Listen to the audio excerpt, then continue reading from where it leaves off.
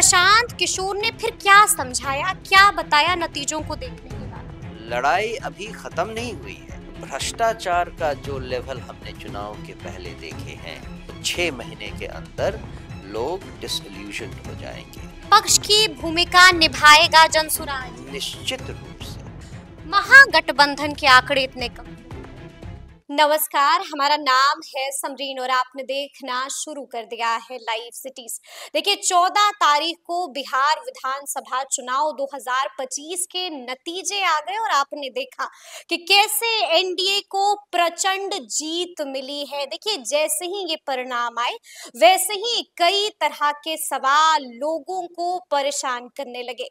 सबसे बड़ा सवाल यही बना हुआ था कि आखिर जनसुराज से गलतियां कहां-कहां पर हुई और आखिर कैसे जनसुराज चूक गया है। लेकिन हम आपको बता दें कि नतीजों के आने के बाद सोशल मीडिया पर एक पोस्ट खूब वायरल हो रहा है और उस पोस्ट में साफ साफ लिखा हुआ है कि लड़ाई अभी खत्म नहीं हुई है और ये अगले दौर की शुरुआत है। और आपको हम बता दें कि ये पोस्ट किया है जनसुराज के प्रदेश अध्यक्ष मनोज भारती ने। तो आइए फिर बिना देरी के इन्हीं से सीधी बातचीत करते हैं। सबसे पहले बहुत शुक्रिया बातचीत के लिए। धन्यवाद समरीन, आपके दर्शकों को भी मेरी शुभकामनाएं। जी, सबसे पहले तो मनोज जी, हम आपसे जानना चाहेंगे कि परिणाम आपने देखा कि कैसे एनडीए को प्रचंड जीत मिली और जनसुराज को करारी हार मिली।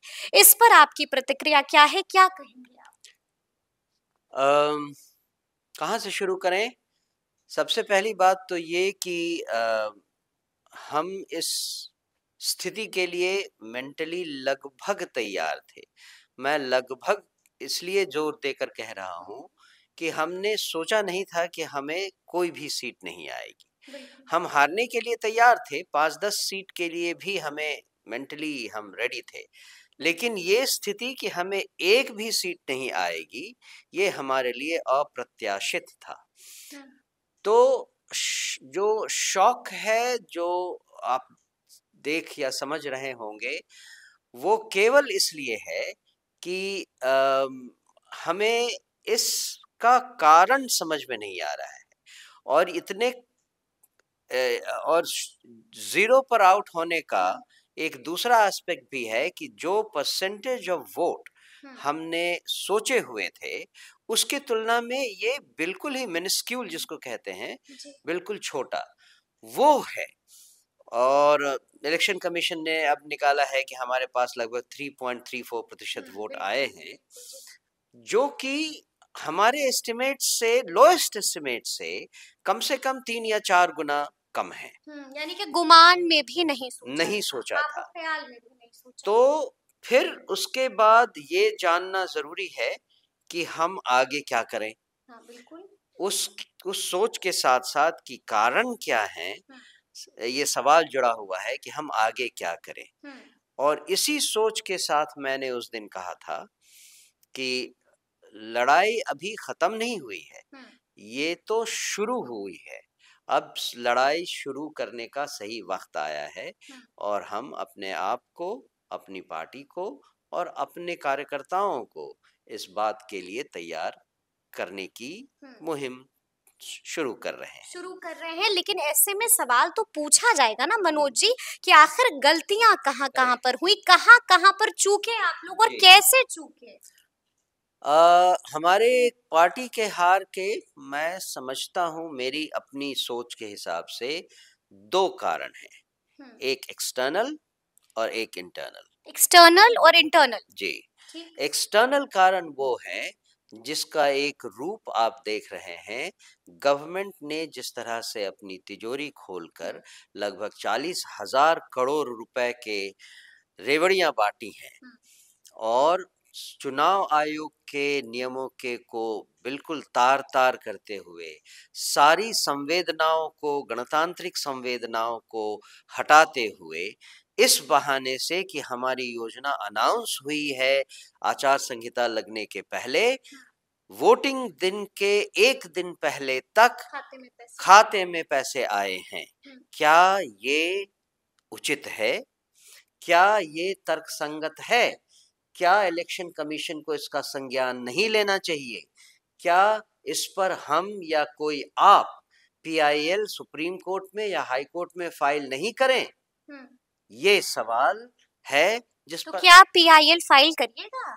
हम तो इस पर जरूर सोच रहे हैं, लेकिन अगर कोई प्रबुद्ध लोग, कोई NGO, कोई भी अगर इस सवाल को लेकर कॉन्स्टिट्यूशनल वैलिडिटी को चैलेंज करते हुए एक PIL फाइल करे, तो मेरे ख्याल से ये आप गणतंत्र की सेवा कर रहे हैं, और इसके लिए हम आपका भी और पूरा देश आपका धन्यवाद करेगा। क्योंकि अगर हमने इसे आज नहीं रोका तो आगे आने वाले हर चुनाव में यही होगा। सत्तारूढ़ दल जो केंद्र में शासन कर रहा है वो हर जगह यही करेगा, और फिर हम उस समय रोक नहीं पाएंगे इनको। वो तो कहेंगे हमने पहले भी ऐसा किया है। तो ये जो निप इन द बड जिसको बोलते हैं अंग्रेजी में, उसे अभी ही खत्म करने की जरूरत है। अगले इलेक्शन तक के लिए वेट ना किया जाए, ये हमारी इल्तजा है। ये तो हुआ एक्सटर्नल फैक्टर इंटरनल जिस पर हमारा कोई वश नहीं था, और लोगों ने इस कारण, और 125 यूनिट बिजली या फिर पेंशन के जो भी हो, इन सब पर हमारा कोई वश नहीं था। जो ये तो गलतियां उस सरकार की थी जो पिछले 20 सालों से शासन कर रही है, लेकिन चुनाव के 2 महीने पहले उसको पता चलता है कि उसके पास इतने पैसे हैं कि वो वृद्धावस्था पेंशन 400 रुपए से 1100 रुपए कर दे। तो इसको हम एक्सटर्नल फैक्टर मानते हैं। इंटरनल फैक्टर ये है कि हम अपने संगठन में वो क्या बदलाव करें जिससे कि ग्राउंड लेवल पर हमारे लोग और इफेक्टिव ढंग से चुनाव में आ सकें और चुनाव की प्रक्रिया में शामिल हो यानी कि संगठन में बदलाव करना चाहिए, करना पड़ेगा। अभी बदलाव से भी ज्यादा मैं कहूंगा संगठन को मजबूती देना होगा, क्योंकि संगठन बहुत कमजोर स्थिति में पाया गया, और यहाँ तक कि बहुत सारे, ये बात आप स्वीकार कर रहे हो? निश्चित रूप से हमारा संगठन बहुत कमजोर पाया गया है इस पूरी चुनाव प्रक्रिया में।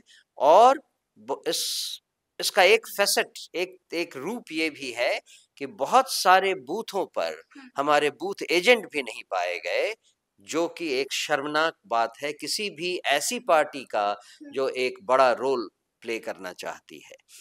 तो ये इंटरनल फैक्टर्स हैं जिस पर हम इमीडिएटली काम करना शुरू कर चुके हैं, और मुझे ख्याल है कि अगर हमने इफेक्टिव ढंग से काम शुरू किया तो हमारे कार्यकर्ताओं को भी एक विश्वास मिलेगा, और उनको भी धीरज धैर्य रखने की शक्ति और हिम्मत मिलेगी। अच्छा, हम आपसे ये भी जानना चाहेंगे मनोज जी कि लगातार आप लोग बैठक भी कर रहे हैं और उस बैठक में प्रशांत किशोर भी शामिल हैं, तो प्रशांत किशोर ने फिर क्या समझाया, क्या बताया नतीजों को देखने के बाद? अभी तक तो हम और प्रशांत जी सब लोग इसी बात पर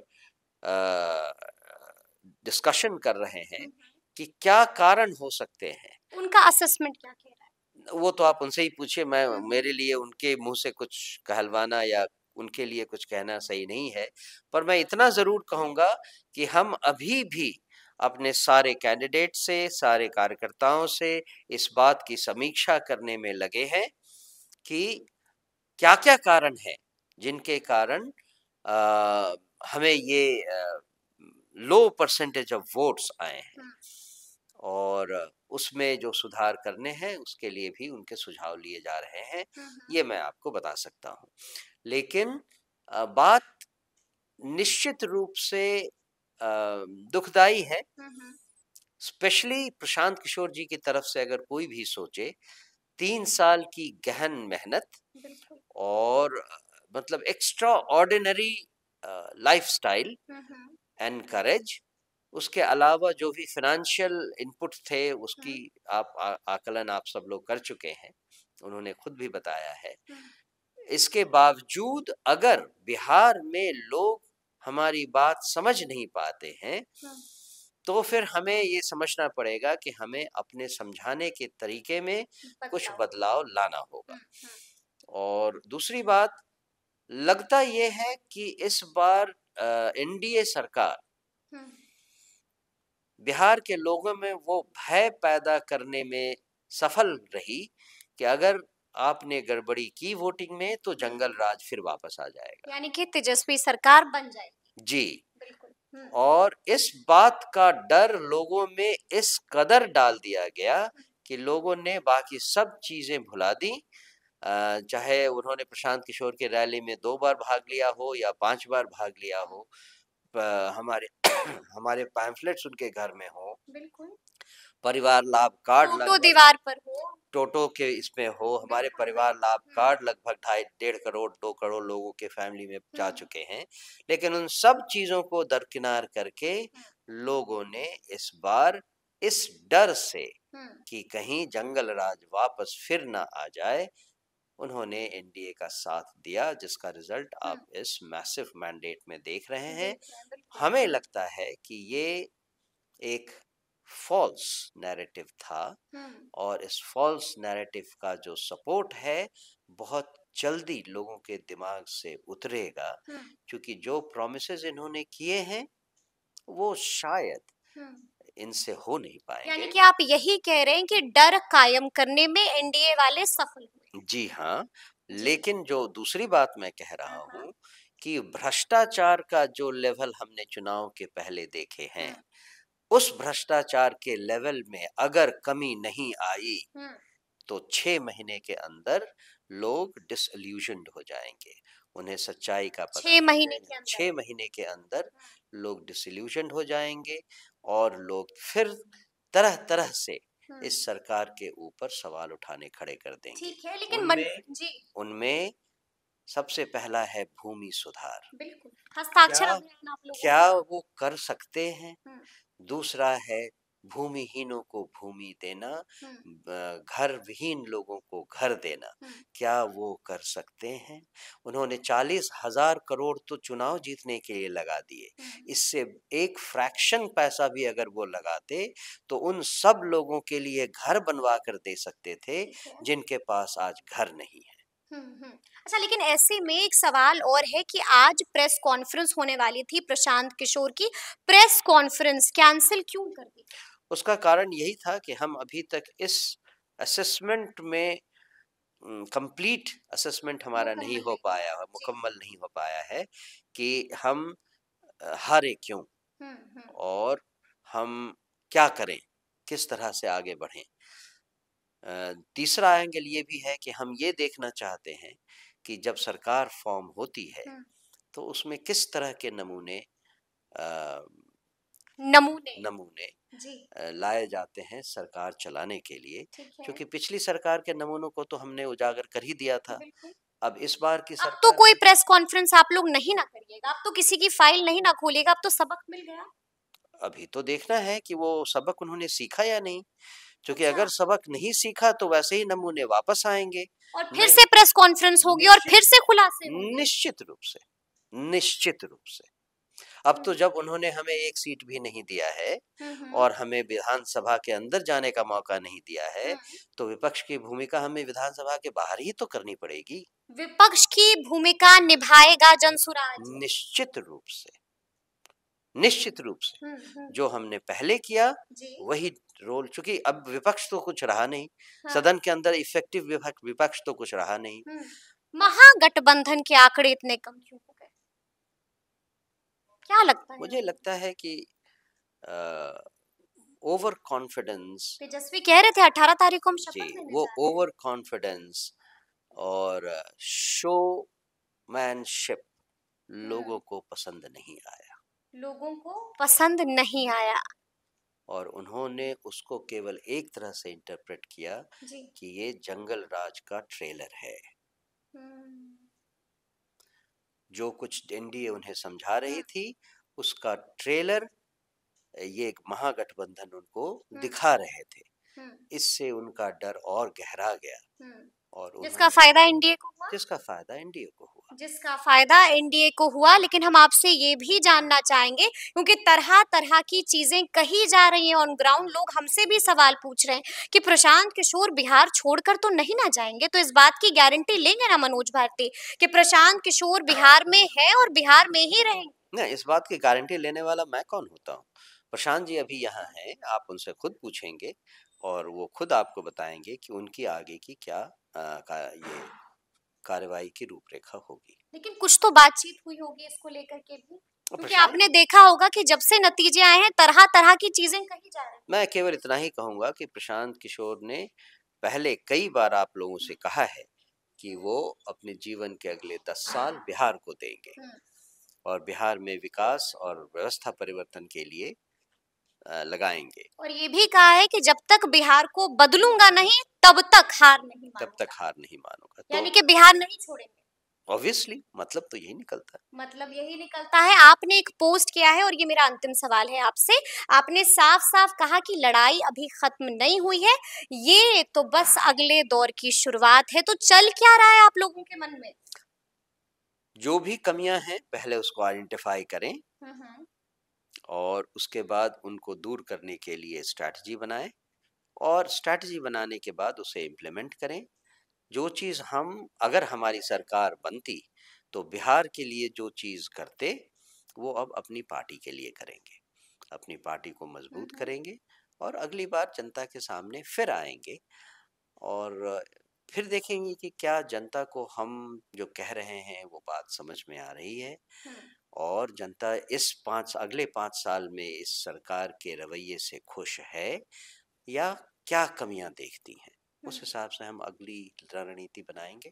उस हिसाब से अगली रणनीतियां बनाई जाएंगी। तो सुना आपने क्या कुछ कहा है जनसुराज के प्रदेश अध्यक्ष मनोज भारती जी ने। तो फिर ये पूरी बातचीत, ये पूरी चर्चा और ये पूरा वीडियो आपको कैसा लगा है कमेंट करके हमें जरूर बताइएगा। तो ऐसे तमाम अपडेट्स के लिए बिल्कुल ऐसे ही हमारे साथ बने रहिएगा और देखते रहिएगा लाइव सिटीज। बहुत शुक्रिया।